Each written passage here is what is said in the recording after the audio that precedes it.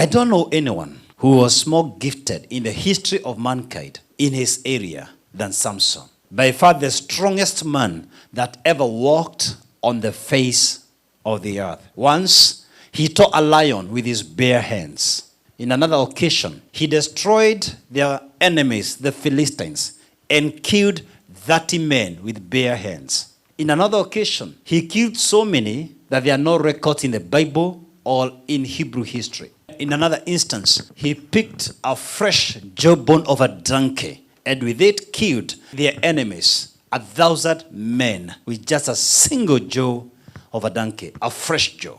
It was unbridled, so it couldn't break. Without arms, without an army, one man single-handedly terrorized an entire nation. One day, he pulled the city gates of Gaza, iron gates, and carried them shoulder high. Iron gates, heavy gates, 40 miles away to a place near Hebron. Here is a man who was full of strength and full of mystery. But the strongest man on earth was very weak with women. They eventually became his snare and the trap to his death. One tried to get his secret, she couldn't. Another one tried, she couldn't. The third one was very cunning. What's her name?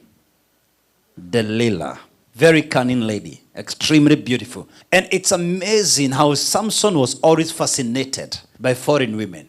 He was always fascinated by Philistine girls, their enemies. The people he was supposed to destroy is what fascinated him. Without realizing this was a trap to his death. And finally this girl nagged this man of God. I want to know the secret of your power. Money had been poured. She nagged him day in, day out. She had been promised wealth, riches, and honor by the king of the Philistines and all the nobles among the Philistines. And finally, Samson, it's unbelievable. He disclosed his secret. I was born a Nazarite, set apart to God. The power you see is not a talent. This is a gift. It's not a natural ability. This is a divine endowment.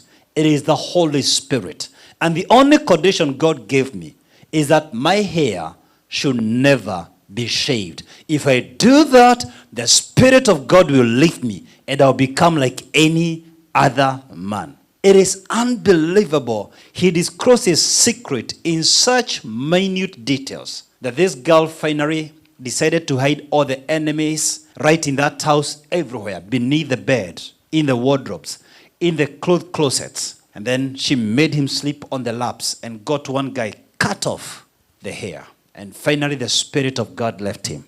They captured him, imprisoned him, gouged out his eyes. He was blind. We don't know how long he was in prison, but he stayed there long enough that his hair began to grow.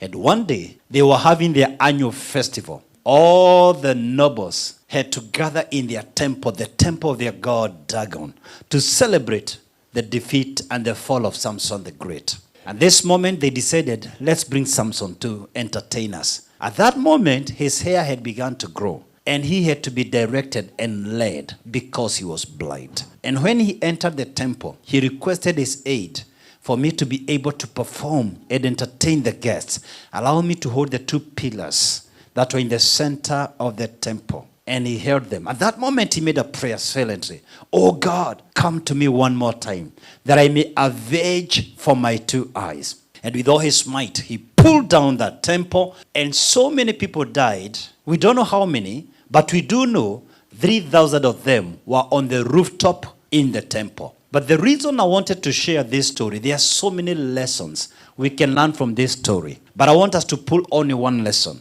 Eventually, Samson died because he slept on the wrong bed. Eventually, Samson died because he was in the wrong company. And I want to suggest today, who you keep around will either kill your gift or help you manifest your gift. Why did Samson die? It is because the man was so gifted, he couldn't be advised. He was so gifted, he couldn't receive any counsel. He was so gifted, he couldn't listen to anyone. He was full of himself.